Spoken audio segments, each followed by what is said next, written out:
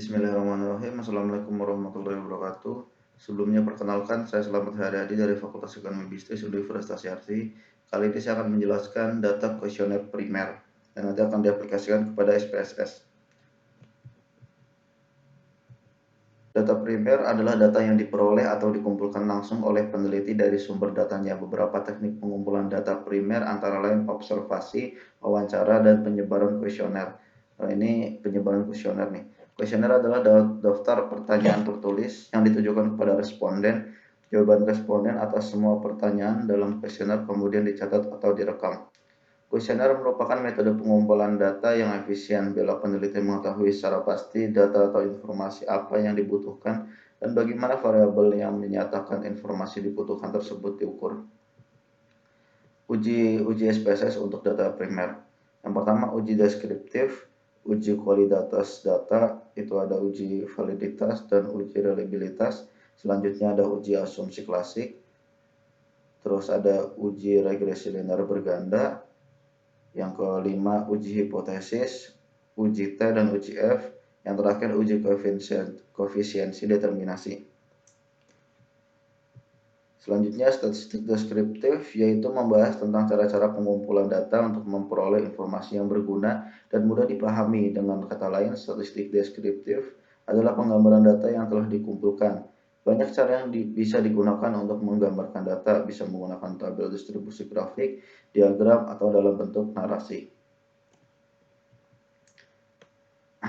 Uji kualitas data adalah uji yang disyaratkan dalam penelitian dengan instrumen kuesioner. Tujuannya untuk mengetahui apakah instrumen yang digunakan valid dan reliable, sebab kebenaran data yang diolah sangat menentukan kualitas hasil penelitian. Uji validitas merupakan alat uji yang digunakan untuk mengukur keakuratan data yang diteliti. Pengujian dilakukan dengan melihat nilai. Nah, jadi kalau nilainya lebih dari sama dengan 3, maka item pernyataan tersebut adalah valid atau item total correlation. Pada item total correlation-nya. Uji reliabilitas. Uji reliabilitas adalah pengujian yang dilakukan terhadap butir-butir pertanyaan dari angket untuk mengukur keandalan atau konsistensi dari instrumen penelitian. Pengujian dilakukan dengan melihat nilai Cronbach alpha lebih dari 0,6 pada reliability statistik. Uji asumsi klasik dilakukan terhadap model regresi yang digunakan dalam penelitian untuk menguji baik atau tidaknya model regresi tersebut. Dalam penelitian ini, uji asumsi klasik digunakan untuk menguji bahwa analisis regresi bebas dari asumsi klasik seperti normalitas, multikolonialitas, dan heterodeskitisitas. Yang pertama, uji normalitas bertujuan untuk menguji apakah dalam model regresi variabel mengganggu atau residual memiliki distribusi normal atau tidak. Uji multikolonialitas bertujuan untuk menguji apakah pada model regresi tersebut ada korelasi antar variabel bebas independen. Model regresi yang baik seharusnya tidak terjadi korelasi di antara variabel independen. Uji heteroskedastisitas untuk mengetahui apakah dalam model regresi terdapat kesamaan variabel atau varians dan residual suatu pengamatan ke pengamatan lainnya. Ini analisis grafik, itu ada grafik histogram sama ppplot. Sekarang kita masuk ke SPSS-nya langsung. Nah, saya sudah membuat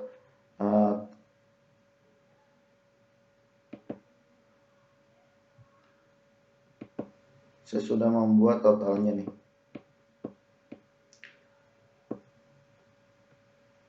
Sebenarnya tadi saya sudah membuat, sekarang saya hapus dulu.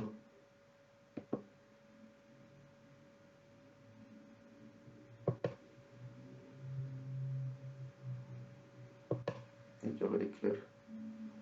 Nah, jadi saya sudah membuat total B sama total M. Sekarang kita buat total W.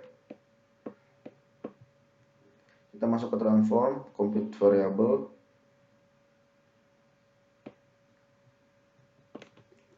Kita pilih yang all, terus sum. Kita masukin data yang W1,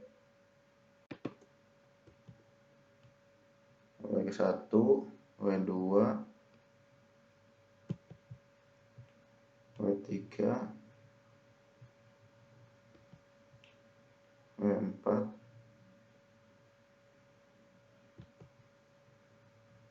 W5, W6, W7.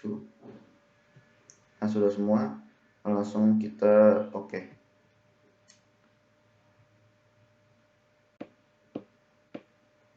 Nah, akan keluar ini Npark test one step Kolmogorov Smirnov test.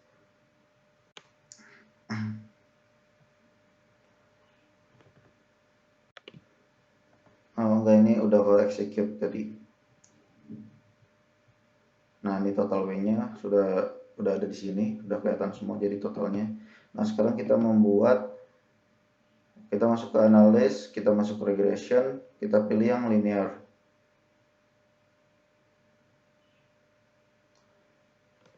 Nah, yang motivasi berprestasi ini masuk ke yang dependent.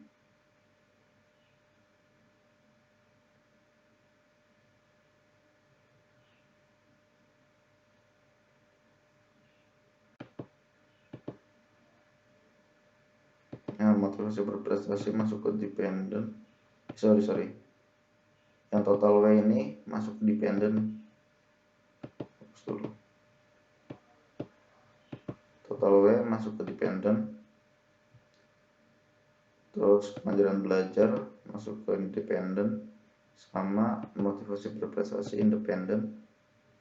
Nah, plots-nya pilih yang histogram sama normal probability plot. Selanjutnya pada save kita pilih residual unstandardized, yang dia ada di residual, continue. Optionnya nggak usah, kita langsung oke. Nah, ini udah masuk semua.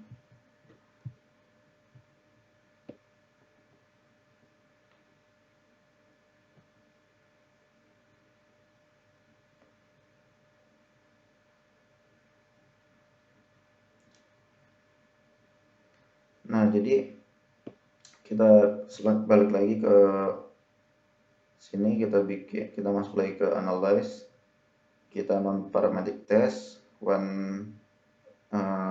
balik ke legacy dialog, pilih one simple KS.